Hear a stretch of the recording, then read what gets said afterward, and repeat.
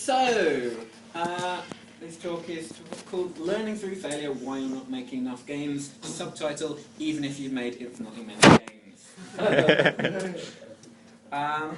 Well, even if you've made infinitely many, you're not making infinitely many, necessarily. I'm going to ignore that distinction. Yeah, surely you don't want to be making too many games at once. You can... Well, I'm going to bring it back to reality. You can't make infinitely many games simultaneously, let alone one after another. Well, you could. You could just make very small variations on a single game. I don't think you could make infinitely many variations. Not in a finite Make universe. variable which can take infinitely many values. We're talking about a computer here, which has a finite amount of storage on disk. Quantum computer.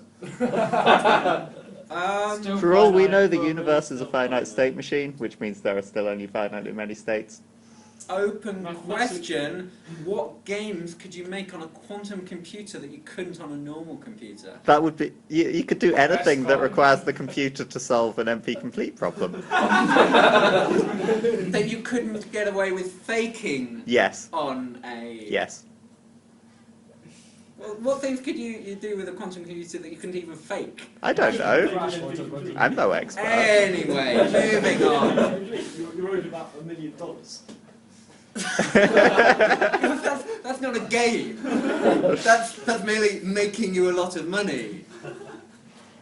If you make infinite games, the infinity of it just destroys the universe. A lot of physicists. Well, not if you had a quantum computer. If you had a quantum computer, you'd expect infinitely many games. Or the quantum computer was on the black hole or something. No, I thought the quantum computer would just destroy infinitely many universes and only keep the real universe. That's what we were talking about earlier.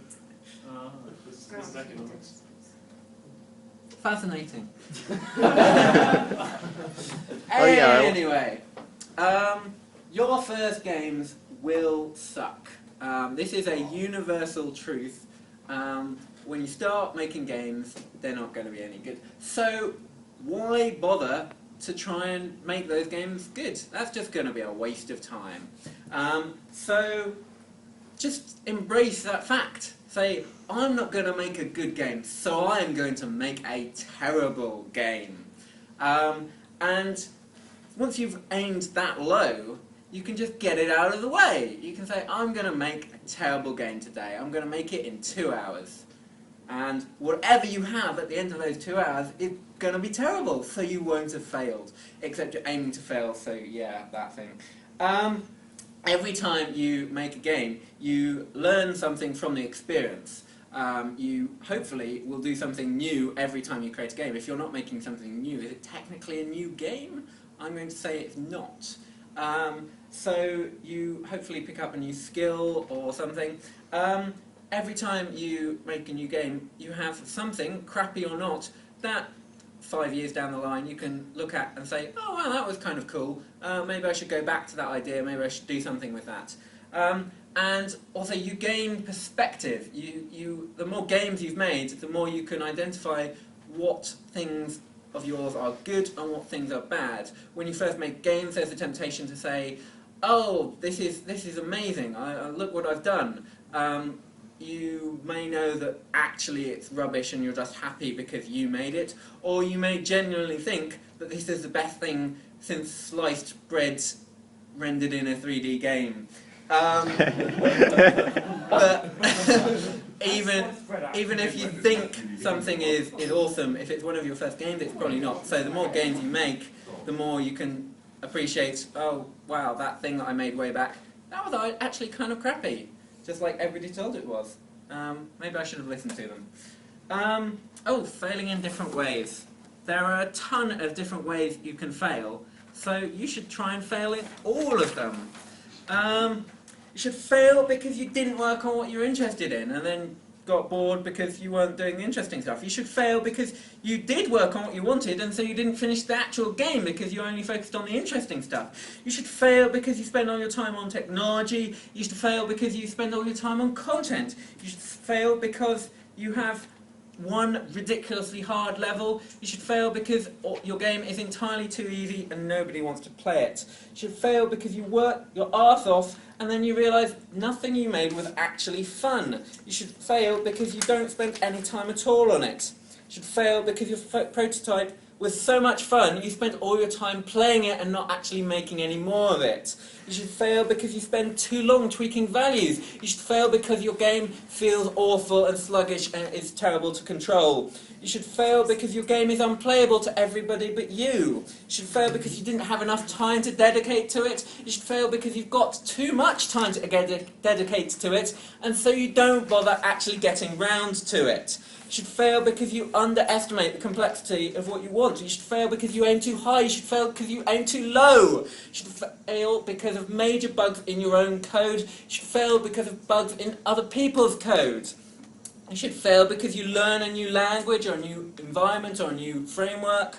You should fail because you don't use a new thing, and you should have done, because there's this thing out there that was perfect for your game, and you didn't use it because you thought, no, I'll just stick to what I know.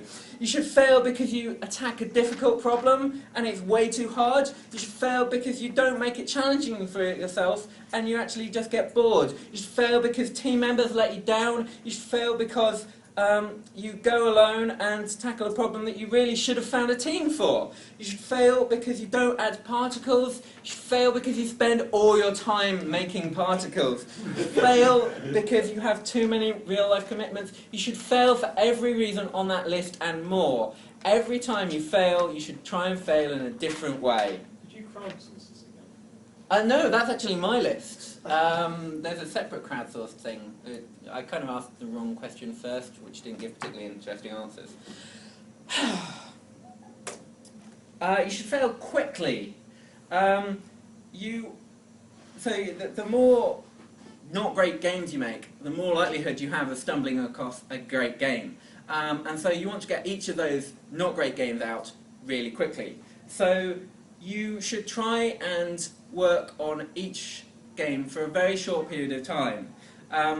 Ideally, you will get each project to a vaguely complete, showable state, however fun or interesting or actually good it is. If it's demoable, then that's a good aim. But more important than that is not to spend too much time on each project. Once you've made enough things, you will kind of pick up the skills of, oh, I need to do this first, and because that will maximise the show-off ability, even if it's not what I want to be working on. So that's just another skill you'll learn from making more games. The more games you make, the better you will be at making games. So this is the list of all the platformers I've made, with a few exceptions because they were slightly different. It's also because I didn't update the list since the last time I gave this talk.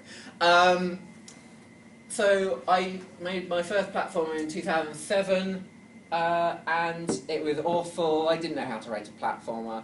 And then I made several more platformers over the course of the next 3 years, each time getting slightly better at understanding platformer code. I mean, there's a balance here because really you don't want to spend any time writing platformer code. You want to make a game and maybe use somebody else's platformer code. But at the time I was interested in tech rather than games, blah blah blah. But each time I made a new platformer, I got better at understanding what things work, what things don't, how to properly abstract things, how to structure the code, how to make a guy run about and jump, and have it work with really simple code but really useful effects in the game. So it just gets less and less hacky over time, and that's generally good.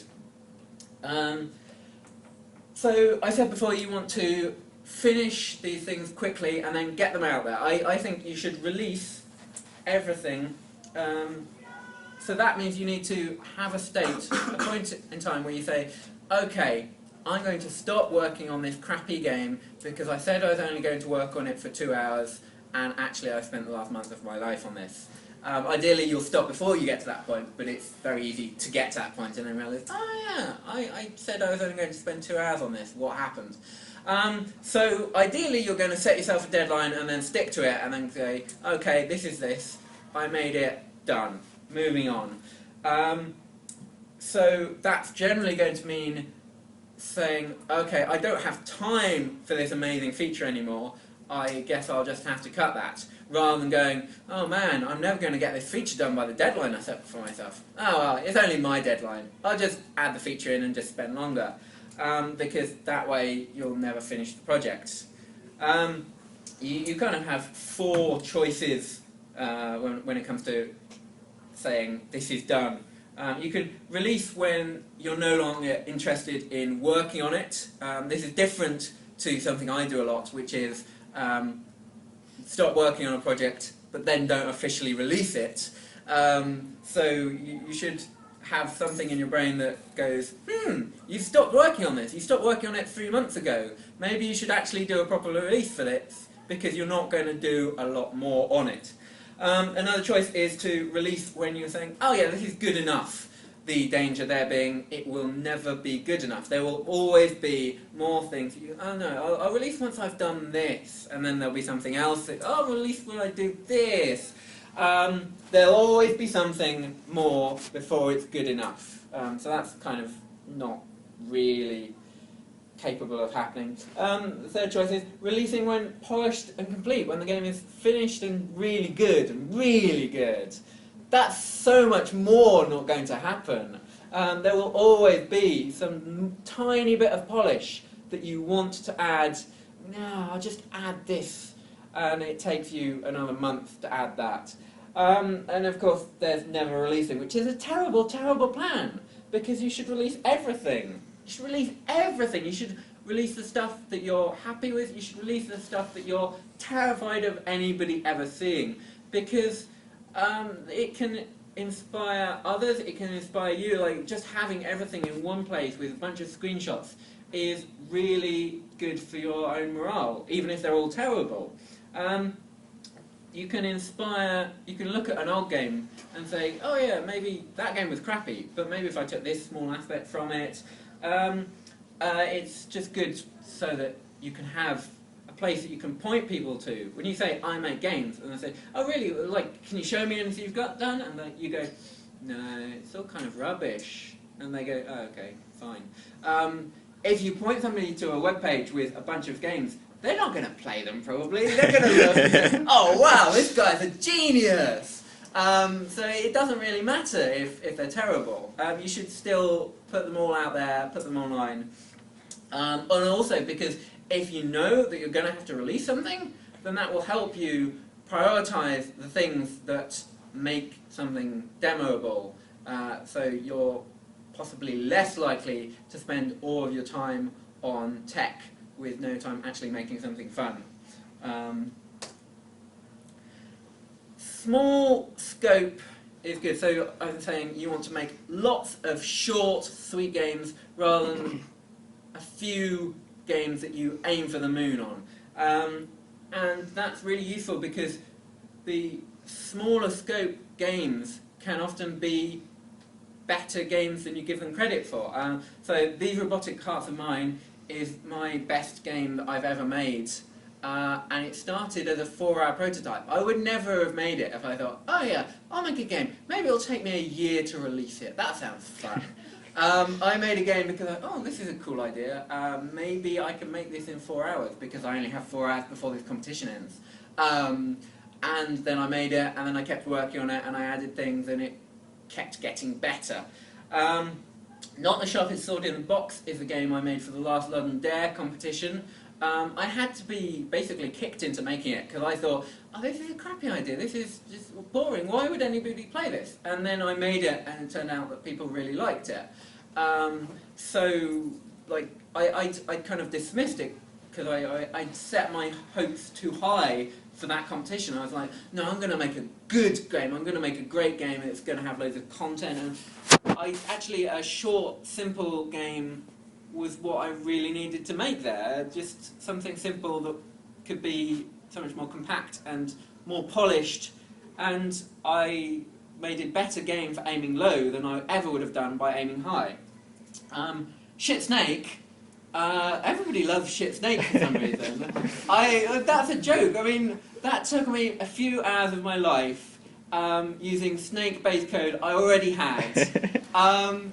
that's not a lot of time investment, and yet it's massively, like, the time I spent on that is massively outweighed by the amount of people who really liked it. And that's the kind of game you don't make if you aim for something really great and innovative. That's the kind of game you make if you go, maybe I should make a game the next hour. A few crazy people, have tried to make a game every week. When I did these slides like a year and a half ago, 2 of these people were actively making a game a week. That's the second 2 on the list. They're not anymore. It turns out that that's quite a lot of work, and you go kind of crazy and you run out of ideas. And well, you don't necessarily run out of ideas, but it's a cool concept. The idea that you're going to make a game this week, next week, each and every week for, like, these guys, J&K kept it up for like 2 years, and I'm sure he'll go back to it. That's his thing, and he's amazing. I don't know. I think N McCoy did it for about a year. I think the last game was about number 50. So like, that's crazy cool, and you can make a game a week if you put your heart into it. You're all students. You've got the time. I've tried it. I couldn't hack it, but it's not a bad idea to try. You might end up making a game a month instead of a game a week if you aim for a game a week, but that's still really awesome. The 2 links at the top there, so the experimental gameplay experiment project thing, they've restarted it, so it's a blog. Every month they post a theme and you can make a game in 7 days, any 7 days out of a month. And then the second link is just a really interesting article about the first time they did it as a school project. And so for a term or 2 terms, they made a game each week, and there's like 5 of them, and it's a really interesting article. Like, read it when I post the slides online.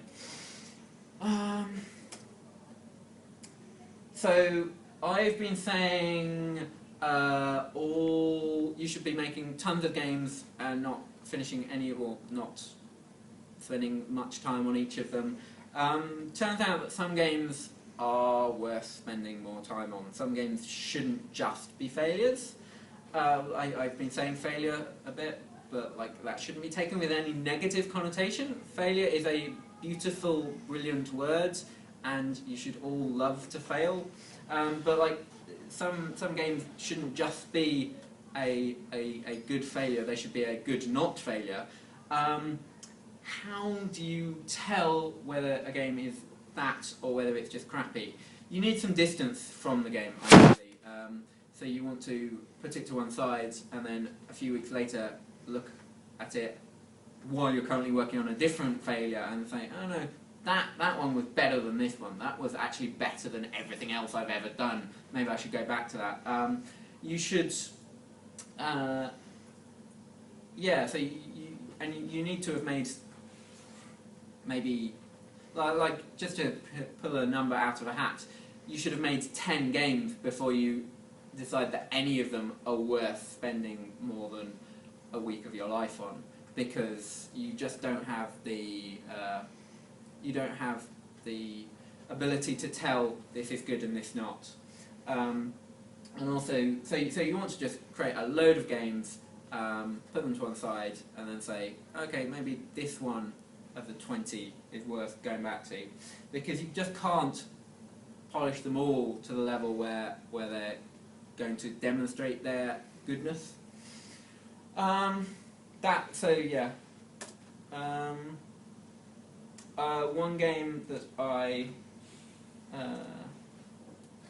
game that I went back to. So I first made this 3.5 years ago. That's a long time. Isn't this fun? I can pick up circles and I can drop them in the coloured holes. Oh man, it's stuck to the Y position and it's really awful. Look at this. Look at this. Man, I'm dragging like anything. Oh, I'm having so much fun right now. Oh, yeah, that's crappy. However, a year after I made that, I came back to it and I thought, maybe this would, maybe I could add physics to this and maybe it would be fun. I haven't plugged in sound, but it should hopefully come out. So physics makes everything fun! Look at him go! And there's not a lot different visually, but I've added it so that if you do better, they come in faster. Physics! I added eyes.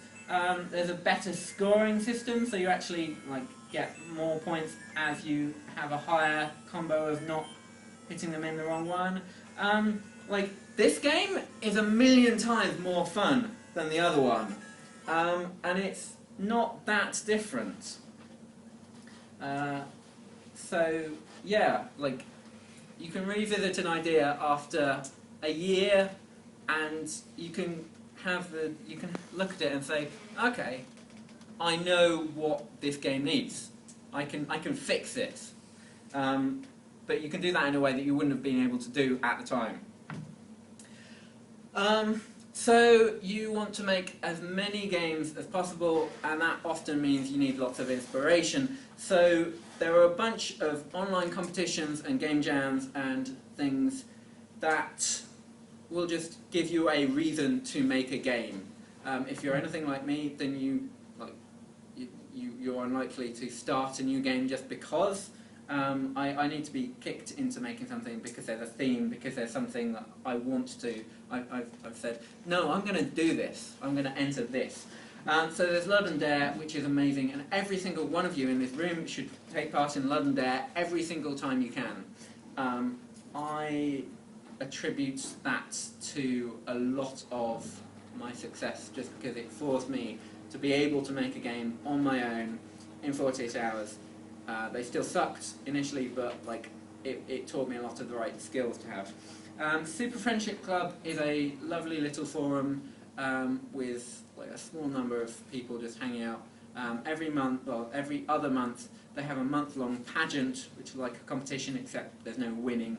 The theme of the last one was editor. I think your game had to have a level editor, which is a lovely concept, and all of the themes are fairly good themes. And that's worth taking part in. Click of the month is kind of the opposite. You're encouraged to make a game in 2 hours, and it should be really awful, but awful in a good way. And Tigsource runs competitions from time to time. Loads more. There's a site called compohub.net, which is amazing. It basically has, here's now, this is everything that's going on now, here's what's coming up in the future. Look, there's London Dare, 17th to the 18th. You should all take part. So yeah, CompoHub is a great resource. Upcoming competitions in the next month, you should all take part in at least one of these. There's the Raingale competition with the theme arcade. Raingale is a forum where people hang out and make games. It's a Tigsource theme of 2012 and the apocalypse. I mean, isn't that a beautiful theme? And you've got until 2012 to make your game about the apocalypse. The Experimental Gameplay Project just announced their December theme, which is really cool. They're going to be demoing some of the games at a museum or something in Berlin, where they have a massive screen projected onto the wall, and they have 5 physical buttons about the size, maybe half the size of this table, and they're spaced out on the floor, and you activate the button by treading on it or pushing on it with your hand. And so there's 5 of these, and so your game has to have 5 button inputs. And then How many of these games are expected to be clones of DDR? Well, they're quite far apart. So if it was a clone of DDR, slow motion DDR. Which would be kind of awkward. It would be an amazing kind of awkward. I hope somebody does make awkward DDR for it. But I'm not expecting most of the games to be that. So that's a cool theme, and I don't know what I'm going to do, but I'd like to make a game for that. Like this Saturday at 7 AM, there's a Click of the Month time zone lottery, which is like once a month on a given Saturday. They choose a random hour out of the day, a random 2 hours, and then everybody around the world makes games at that time. So this is 7 AM. I'm probably not going to get up for that, but if you want to, you should. Like, if you're up since the previous night, you should make a game at 7 AM. I'm sure the sleep deprivation will make that amazing. The 17th is Click of the Month number 54, so like that's just 2 hours whenever you like in the day. I mean, technically there's a time, it's about midnight, but they don't like. Well, I mean, if for the time zone lottery one, you can make it any time you want, really. Like, there aren't really any rules. But yeah, for Click of the Month is on the 17th. And super importantly, London Dare 22, 17th to 19th, it's during the holidays, you don't have work to do, you don't have coursework to be doing. Let's be honest, you're not going to be doing it over the holidays. You're going to be doing it on the day before it's due. So take a weekend out of your holiday, make a game for London Dare, it'll be awesome. These are places that will give you prompts. Experimental gameplay, well, so that kind of falls under themes from past competitions. So like all of the sites that I've mentioned that run competitions, you can just go through their archives and look, what did they do for the 15th competition, what was the theme there, and, go, oh, and just look through the list of themes and go, oh, that was an interesting theme, maybe I'll make something for that. If you don't have a competition that you're explicitly making a game for, and you just want to say, okay, I'm going to make a game today, not for anything, just because I want to make a game. Like these sites, so you've got the random video game name generator, everybody loves that. Make me a name. Micro Mummy Playhouse, The Great Golf the Movie, Lovely Scooter Paratroopers, Nuclear Driving Expert. Oh yeah. You've got a similar thing here for game genres. A confusing romantic racing game set in someone's imagination. A childlike trivia game combined with board game set in the fourth dimension. Oh yeah. So like that's just another tool you can use if you want to make a game and want something to inspire you, to just give you a prompt, because prompts are really useful. I asked Twitter some fairly dull questions. Well, one dull question and one interesting question. I asked, what did I ask? How many games did you make before the first one you were happy with? And got mostly the same answer over and over again. So Rick Ashcroft said that none of his, like, all of his games were before the first one he was happy with. I've made 6 small ones and haven't been happy with any of them. Ali is amazingly positive. He only made 1 terrible game, but even then he was so proud of what he achieved. I've never made one I'm totally happy with. I don't believe it ever happened. 5 until I was somewhat happy, still waiting on being actually happy, now expecting to be really happy. So the second question I asked was, what's your most interesting failure? What did you learn from it? Something else?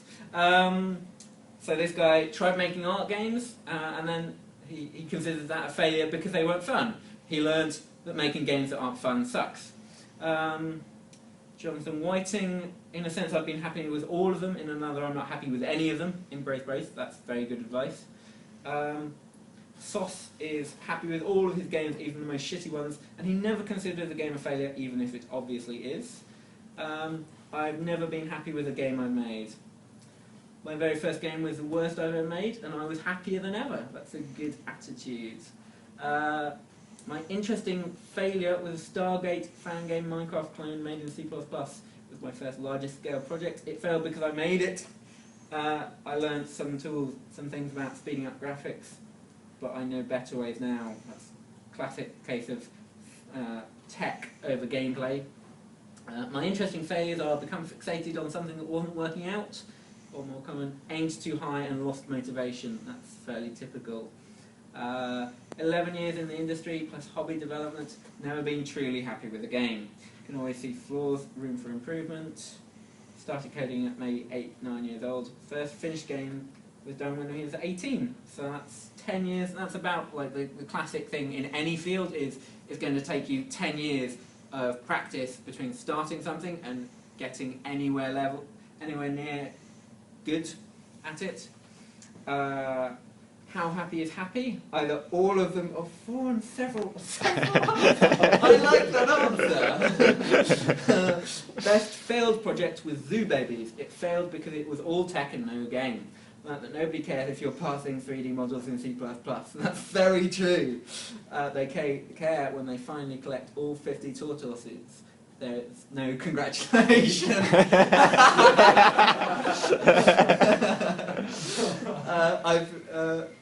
I've been happy with all of them in some sense, but I have yet to make one I'm fully satisfied with. A Zelda-like action RPG that failed because I'm not yet competent enough to pull it off. But it's not a permanent fail, only tabled. That's a case of putting something to one side and maybe coming back to it later. That's what Twitter said. That's what I've been saying. Fail early, fail often. Thank you.